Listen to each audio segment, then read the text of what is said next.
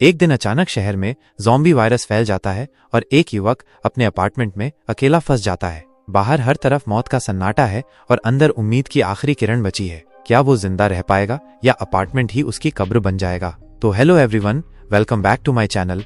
तो आज हम बात करेंगे अलाइव मूवी की, जो 2020 में रिलीज हुई थी। तो चलिए स्टार्ट करते हैं। कहानी की शुरुआत होती है जूनवू नाम के एक नौजवान लड़के से, जो अचानक नींद से जागता है। घर में बिल्कुल सन्नाटा पसरा हुआ है। तभी उसकी नजर टेबल पर रखे एक नोट पर जाती है। ये उसके पेरेंट्स का छोड़ा हुआ मैसेज था। उसमें लिखा था, हमें देर हो जाएगी, तुम मॉल जाकर खाने पीने का सामान ले आना। लेकिन बाहर जाने की बजाय जूनवू अपने दोस्तों के साथ ऑनलाइन गेम खेलने में लग जाता है। खेल के बीच में ही उसका एक दोस्त उसे न्यूज चैनल देखने की सलाह देता है। जैसे ही जूनवू टीवी ऑन करता है, उसके चेहरे का रंग उड़ जाता है। न्यूज चैनल पर बताया जा रहा था कि शहर में एक खतरनाक वायरस फैल चुका है, जो इंसानों को खून के प्यासे ज़ॉम्बी में बदल रहा है। अभी वो ये सब समझ ही रहा होता है कि टीवी का सिग्नल अचानक बंद हो जाता है और तभी उसके फोन पर सरकार की ओर से एक इमरजेंसी अलर्ट आता है। डर के मारे जूनवू खिड़की की ओर भागता है और बाहर जो नजारा देखता है वो उसे अंदर तक हिला देता है। सड़कों पर अफरा तफरी मची हुई है। लोग जान बचाने के लिए इधर उधर भाग रहे हैं और ज़ॉम्बी उन्हें नोच नोच कर खा रहे हैं। इसी बीच जूनवू को अपनी बिल्डिंग में किसी शख्स के चिल्लाने की आवाज सुनाई देती है। वो दरवाजा खोलकर देखने की कोशिश करता है। तभी उसका एक पड़ोसी सैंग जबरदस्ती उसके घर में घुस आता है। जूनवू उसे बाहर निकालना चाहता है, लेकिन सैंग कहता है, सिर्फ वॉशरूम यूज करूंगा और चला जाऊंगा। लेकिन जब सैंग वॉशरूम से बाहर आता है तो जूनवू उसकी कलाई पर ज़ॉम्बी के काटने का गहरा निशान देख लेता है। इससे पहले कि वो कुछ समझ पाए, सैंग तड़पता है और देखते ही देखते एक ज़ॉम्बी में बदल जाता है और जूनवू पर हमला कर देता है। जूनवू किसी तरह उससे लड़ते हुए उसे घर से बाहर फेंक देता है और जल्दी से दरवाजा बंद करके सामने फ्रिज खींचकर उसे ब्लॉक कर देता है ताकि कोई अंदर ना आ सके। डर और घबराहट के बीच वो अपने पेरेंट्स को कॉल करता है, लेकिन कोई जवाब नहीं आता। कुछ देर बाद उसकी माँ की एक वॉइसमेल आती है, हम ठीक हैं, लेकिन फिलहाल घर नहीं आ सकते, तुम अपना ध्यान रखना बेटा। ये सुनकर जूनवू टूट जाता है, लेकिन खुद को संभालते हुए एक स्टिकी नोट पर लिखता है अलाइव और उसे अपनी फैमिली फोटो के ऊपर चिपका देता है, ताकि हर बार उस तस्वीर को देखकर उसे जीने की हिम्मत मिल सके। अगली सुबह जूनवू के अंदर एक नई उम्मीद जागती है। वो खुद के लिए एक रेस्क्यू पोस्टर बनाता है, जिसमें बड़े बड़े अक्षरों में लिखता है आई एम अलाइव। फिर वो उसी पोस्टर के साथ एक फोटो खींचता है और उसे सोशल मीडिया पर अपलोड कर देता है। शायद कोई उसे देख ले, कोई मदद आ जाए। इसके बाद वो अपने ड्रोन की मदद से आसपास के घरों की तलाशी लेने लगता है, पर नजर आता है तो बस खून से सने सुनसान रास्ते और भटकते हुए ज़ॉम्बीज, इंसानों की कोई परछाई तक नहीं। तभी उसके फोन की बैटरी लो हो जाती है, जिससे ड्रोन खुद ब खुद वापस लौट आता है। अब जूनवू के टाइम पास करने को कुछ नहीं बचा तो वो दोबारा ऑनलाइन गेम खेलने लगता है, लेकिन किस्मत फिर साथ नहीं देती। इंटरनेट भी चला जाता है और उसके साथ ही उसका एकमात्र टाइम पास का जरिया भी। अकेलापन उसे अंदर तक तोड़ने लगता है। वो चुपचाप बैठा होता है। तभी शाम को एक अलार्म की तेज आवाज गूंजती है। खिड़की से झांक कर देखता है, एक बहादुर महिला पुलिस ऑफिसर ज़ॉम्बीज से भिड़ रही थी, लेकिन कुछ ही देर में उसकी गोलियां खत्म हो जाती हैं। ज़ॉम्बीज उसे घेर लेते हैं और जब उसे खींचकर ले जाने लगते हैं तभी जूनवू चिल्ला उठता है, लेकिन अफसोस ज़ॉम्बी उसे नहीं देख पाते और ऑफिसर को नोच डालते हैं। इसी अफरा तफरी के बीच एक ज़ॉम्बी उसके गेट को तोड़कर अंदर घुस आता है। घबराकर जूनवू बालकनी की ओर भागता है और रेलिंग से लटक जाता है अपनी जान बचाने के लिए, लेकिन ज़ॉम्बी भी पीछे आता है। लेकिन जैसे ही वो पकड़ने की कोशिश करता है, उसका पैर फिसल जाता है और वो सीधा नीचे गिरकर मर जाता है। किसी तरह जान बचाकर जूनवू वापस घर के अंदर आता है और दरवाजा बंद कर देता है, उसे मजबूती से ब्लॉक कर देता है। अब घर में न खाना बचा था, न पानी। पेट की भूख और दिल की घबराहट उसे अंदर से तोड़ने लगती है। वो कैमरा ऑन करता है और खुद का एक वीडियो रिकॉर्ड करता है, जिसमें वो बताता है कि उसे बहुत डर लग रहा है और अब उसे नहीं पता कि वो कितना और अकेला जिंदा रह पाएगा। अगले दिन शायद हालात से हारकर वो अपने पिता की बची हुई शराब पी लेता है। फिर खिड़कियों को अखबार से ढक देता है ताकि कोई ज़ॉम्बी उसकी मौजूदगी ना भांप सके। इसी दौरान टीवी पर एक रिपोर्ट आती है जो सब कुछ बदल देती है। उसमें बताया जाता है कि ज़ॉम्बीज अपनी पुरानी जिंदगी की आदतें याद रखते हैं। मतलब जो इंसान पहले ऑफिस जाता था, वो ज़ॉम्बी बनने के बाद भी उसी रास्ते पर चल पड़ता है। लिफ्ट से ऊपर आ सकता है, सीढ़ियां चढ़ सकता है और यहाँ तक कि दरवाजा तोड़कर अंदर भी घुस सकता है। ये सब सुनकर जूनवू का डर और गहरा हो जाता है। तभी उसे याद आता है कि शायद वो रेडियो की मदद से दूसरे बचे हुए लोगों से बात कर सकता है। लेकिन एक दिक्कत थी, उसके पास वायर्ड ईयरफोन्स नहीं थे, जिन्हें वो एंटीना की तरह रेडियो में लगाकर किसी से कनेक्ट हो पाता। उम्मीद अब भी थी, पर रास्ते बंद थे और जूनवू अब एक और दिन इसी तन्हाई के साथ जूझने के लिए मजबूर था। इसी तरह कुछ दिन बीत जाते हैं और एक दिन जूनवू देखता है कि उसकी फैमिली घर में वापस आ गई है। अपनी फैमिली को देखकर जूनवू बहुत खुश हो जाता है। लेकिन ये खुशी ज्यादा समय नहीं रहती क्योंकि ये सब जूनवू का भ्रम था। इसी दौरान जूनवू देखता है कि उसके फोन में नेटवर्क आ गया है। तभी जूनवू के पास उसकी फैमिली का एक वॉइसमेल आता है जिसमें वो बताते हैं कि उन्हें ज़ॉम्बीज ने पकड़ लिया है। तभी उसे वॉइसमेल में सुनाई देता है कि ज़ॉम्बीज ने उसकी फैमिली पर अटैक कर दिया है।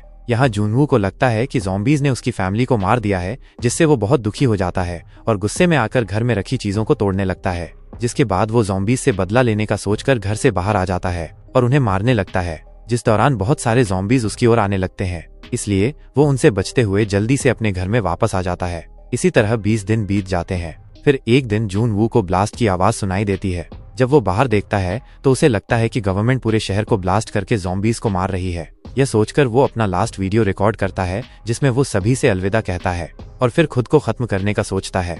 तभी उसे अपने घर में एक लेजर लाइट दिखाई देती है जो कि उसके घर के सामने वाली बिल्डिंग से आ रही थी। इसलिए जूनवू उस बिल्डिंग में देखने लगता है, जिससे उसे पता चलता है कि सामने वाली बिल्डिंग में भी एक सर्वाइवर है जिसका नाम यूबिन था। यहाँ यूबिन दूरबीन की मदद से जूनवू को देख रही थी। तब जूनवू उसे हाथ से इशारा करता है और बहुत खुश हो जाता है। साथ ही वह इशारे में उसे अगले दिन बालकनी में आने को कहता है। यहाँ यूबिन ने अपने मेन गेट पर एक ट्रैप लगा रखा था जिससे ज़ॉम्बीज घर के अंदर ना आ सके। जब भी कोई ज़ॉम्बी उसके घर में घुसने की कोशिश करता था तो वो उसे ट्रैप में फंसाकर बुरी तरह मार देती थी। इसी दिन यूबिन देखती है कि जूनवू ने कई दिनों से खाना नहीं खाया है, इसलिए वह उसे खाना देने के लिए एक रस्सी में बॉल बांधकर उस बॉल को जूनवू के पास फेंकने की कोशिश करती है, लेकिन बॉल वहां तक नहीं पहुंच पाती और नीचे गिर जाती है। तब जूनवू एक रस्सी को अपने ड्रोन में बांधकर उस ड्रोन को यूबिन के घर में भेज देता है, जिससे यूबिन अपनी बालकनी से उस रस्सी को अच्छी तरह बांध देती है और जूनवू को एक बॉक्स में खाना और पानी रखकर भेज देती है। इसी दौरान एक ज़ॉम्बी उस बॉल को देख लेता है और उसमें बंधी रस्सी की मदद से यूबिन के घर में चढ़ने लगता है। अब क्योंकि ये रस्सी यूबिन ने एक टेबल में बांध कर रखी थी, इसलिए वो टेबल तेजी से रेलिंग की ओर चली जाती है, जिससे टकराकर यूबिन नीचे गिर जाती है और वहीं बेहोश हो जाती है। इधर जूनवू जब उस ज़ॉम्बी को रस्सी पर चढ़ते हुए देखता है तब वो उसे रोकने के लिए ड्रोन को उसके पास भेजता है और उस ज़ॉम्बी को नीचे गिराने की कोशिश करता है। इसी दौरान ज़ॉम्बीज जूनवू के गेट को खोलने की कोशिश करने लगते हैं, जिससे जूनवू का ध्यान ड्रोन से हट जाता है। तब वो ज़ॉम्बी ड्रोन को पकड़ लेता है और उसे तोड़ देता है, पर तभी यूबिन को होश आ जाता है और वो उस ज़ॉम्बी का हाथ काटकर उसे नीचे गिरा देती है। इसी रात जूनवू डिसाइड करता है कि वो अपने आसपास वाले फ्लैट्स में जाकर खाने पीने का सामान लाएगा। इसलिए वो घर से बाहर आ जाता है और एक ज़ॉम्बी की जेब से सामने वाले फ्लैट की चाबी निकाल लेता है, जिसके बाद वो उस फ्लैट में जाकर फ्रिज से खाना निकालता है। इसके अलावा उसे वहाँ हेडफोन और एक वॉकी टॉकी मिलते हैं। तभी उसकी नज़र बेडरूम में पड़ी एक औरत की डेड बॉडी पर जाती है, जिस दौरान उस औरत का पति जो कि अब ज़ॉम्बी बन गया था वो जूनवू पर हमला कर देता है। तब जूनवू उसे रोकने के लिए उस पर एक रॉड फेंककर उसे दूर करने की कोशिश करता है और फिर वहां से भागकर अपने घर में आ जाता है। यहाँ घर में जूनवू हेडफोन से एंटीना बनाने के लिए उसके वायर को काट देता है, लेकिन रेडियो काम नहीं करता है, जिससे वह बहुत दुखी हो जाता है। इसके बाद वो यूबिन के लिए एक बैग में खाना और वॉकी टॉकी रखकर उसके पास भेज देता है, जिससे वो अब एक दूसरे से आसानी से बात कर पाते हैं। यहाँ यूबिन बताती है कि मैंने सुसाइड करने का सोचा था, लेकिन अब मैं इन ज़ॉम्बी से लड़कर जिंदा रहना चाहती हूँ। फिर यहाँ दोनों एक साथ खाना खाते हैं और बहुत सारी बातें करते हैं। तभी यूबिन बताती है कि मुझे ऊंचाइयों से डर लगता है क्योंकि मैं बचपन में सीढ़ी चढ़ते समय गिर गई थी। इसी तरह कुछ दिन और बीत जाते हैं। यहाँ दोनों पानी के लिए कंटेनर्स को बालकनी में रख दिया करते थे ताकि जब बारिश हो तो उनके कंटेनर्स भर जाएं और उन्हें पीने का पानी मिल सके।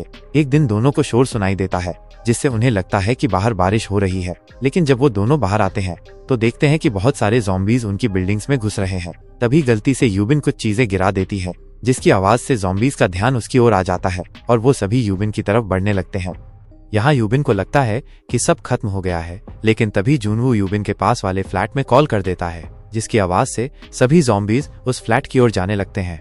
यहाँ दोनों को समझ आ जाता है कि उनका एक ही जगह पर रुकना खतरनाक है, इसीलिए वो दूसरी जगह पर रहने का डिसाइड करते हैं। तब यूबिन जूनवू से कहती है कि मैंने तुम्हारी बिल्डिंग के 8वें फ्लोर पर एक फ्लैट देखा था जहाँ कोई भी ज़ॉम्बी नहीं था, इसलिए अब दोनों 8वें फ्लोर पर जाने का डिसाइड करते हैं। इसके बाद यूबिन टेबल और कुछ रस्सियों की मदद से विंडो से नीचे आ जाती है, जिसे देखकर सभी ज़ॉम्बी उसके पीछे पड़ जाते हैं। तब यूबिन उनसे बचने के लिए बहुत तेज दौड़ती है और एक कुल्हाड़ी से उनसे लड़ने लगती है। साथ ही वो कार के गेट की मदद से भी उन पर हमला करती है। खैर अब यूबिन दूसरी बिल्डिंग तक पहुंचने वाली होती है, जिस दौरान उसे पुलिस ऑफिसर की एक गन मिलती है, जिसे यूबिन उठा लेती है, लेकिन तभी एक ज़ॉम्बी उस पर हमला कर देता है। इससे पहले वो ज़ॉम्बी उसे काट पाता कि तभी जूनवू वहां आ जाता है और उस ज़ॉम्बी को मारकर यूबिन को बचा लेता है। अब दोनों मिलकर ज़ॉम्बी से लड़ते हुए बिल्डिंग तक पहुंच जाते हैं और गेट को बंद कर देते हैं। पर ज़ॉम्बीज उस गेट को तोड़ देते हैं। लेकिन वो दोनों जल्दी से 8वें फ्लोर पर आ जाते हैं और अच्छे फ्लैट को ढूंढने लगते हैं। तभी अचानक से उन्हें एक शोर सुनाई देता है, जिससे उन्हें पता चलता है कि उस फ्लोर पर भी बहुत सारे ज़ॉम्बीज हैं। तब जुनवू एक गेट को नीचे गिराकर ज़ॉम्बीज का रास्ता ब्लॉक कर देता है, जिस दौरान वहाँ एक मास्क मैन आता है और यूबिन की मदद करते हुए उसे अपने फ्लैट में ले जाता है। वहीं जुनवू भी किसी तरह ज़ॉम्बीज से बचते हुए उस फ्लैट के अंदर आ जाता है। यहाँ मास्क मैन उन दोनों को खाना और पानी देता है और उन्हें बताता है कि मुझे रेडियो सिग्नल से पता चला है कि यहाँ जल्द ही एक रेस्क्यू टीम हमें बचाने आने वाली है। यह सुन यूबिन और जुनवू बहुत खुश हो जाते हैं, लेकिन तभी जुनवू बेहोश हो जाता है। दरअसल उस मास्क मैन ने पानी में बेहोशी की दवा मिला रखी थी। वहीं यूबिन को सिर्फ चक्कर आ रहे थे क्योंकि उसने सिर्फ एक घूंट पानी पिया था। इसके बाद मास्क मैन यूबिन के हाथ बांधकर उसे दूसरे रूम में ले जाता है। इस रूम में उसने अपनी ज़ॉम्बी वाइफ को रखा हुआ था, जिसे वो खाना खिलाकर जिंदा रखना चाहता था। इसलिए उसने यूबिन को उस रूम में बंद किया था ताकि उसकी वाइफ यूबिन को खाकर जिंदा रह सके।